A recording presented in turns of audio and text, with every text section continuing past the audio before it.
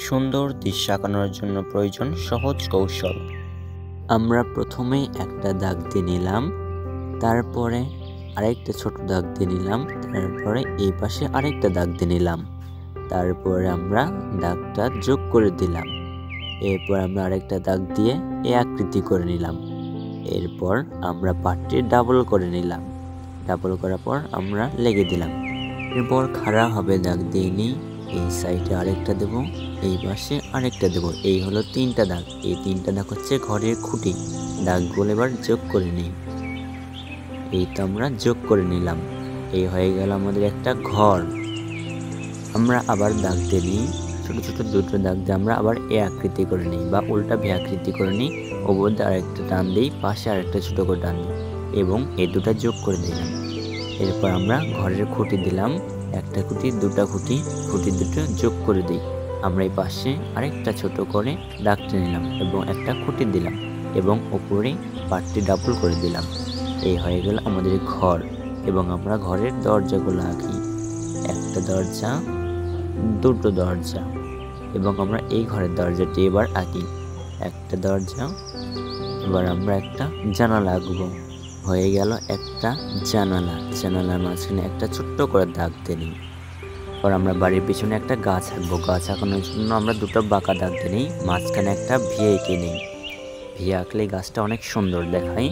এরপর আমরা এইভাবেই বাঁকা বাঁকা করে দাগ দিয়ে নিই। বাঁকা বাঁকা করে গাছের পাতা দিলে গাছটা দেখতে অনেক সুন্দর লাগে। এইভাবে বাঁকা বাঁকা করে গাছ আঁকলে বা গাছের পাতাগুলো দিলে গাছটা অনেক সুন্দর লাগে এবং গাছটা আঁকানো সহজ হয়। এবার আমরা স্কেল দিয়ে একটা সোজা দাগ টেনে নিই। এই আমরা একটা সোজা দাগ টেনে নিলাম। এই দাগটি আবার ডাবল করে নিচ্ছি যাতে একটু গাঢ় দেখায়। এই পাশে একটু যোগ করে নিলাম। এবার আমরা দূরের গাছপালাগুলো আঁকবো। দূরের গাছপালাগুলো এরকম বাঁকা বাঁকা করে দিয়ে দেব। এই হয়ে গেল আমাদের দূরের গাছপালা। এখন আমরা একটা লম্বা বাঁকা করে দাগ দিয়ে নেব। এইভাবে একটা বাঁকা দাগ দিয়ে নিই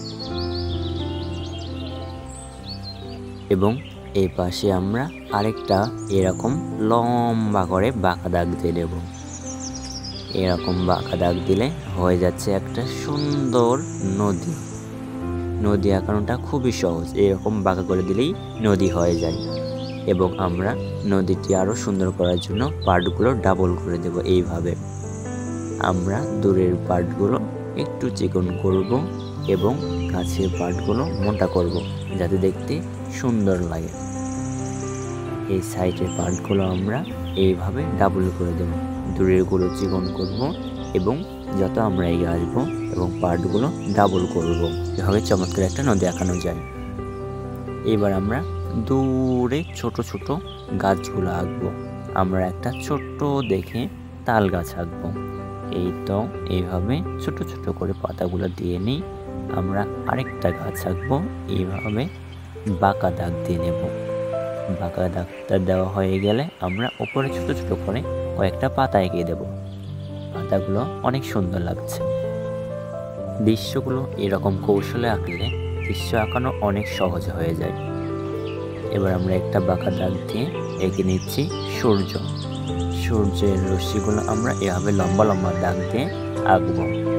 আবার একটা লম্বা দাগ দেবো, পরে দুটো ছোট দাগ দেবো। এভাবে আমরা পুরো সূর্যতেই রশ্মি এঁকে দেব। একটা বড়, দুটো ছোট, একটা বড়, দুটো ছোট। এই হয়ে গেল আমাদের একটা সুন্দর সূর্য। আমাদের সূর্য আঁকানো শেষ। এবার আমরা এঁকে নিচ্ছি পাখি।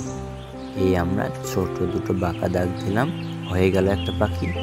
এই বাঁকা দাগ দিলাম, হয়ে গেল একটা পাখি। এইভাবে আমরা তিনটা পাখি এঁকে নিলাম। এবার এই সাইডে একটা পাখি আঁকি, আরেকটা পাখি। এই হয়ে গেল দুটো পাখি। এবার আমরা একটা ডিমের মতো করে গোল দাগ দিয়ে নিই। গোল দাগটা দেওয়া হয়ে গেলে আমরা দাগটি আমরা ডাবল করে নেব। এইভাবে ডাবল করে নিই।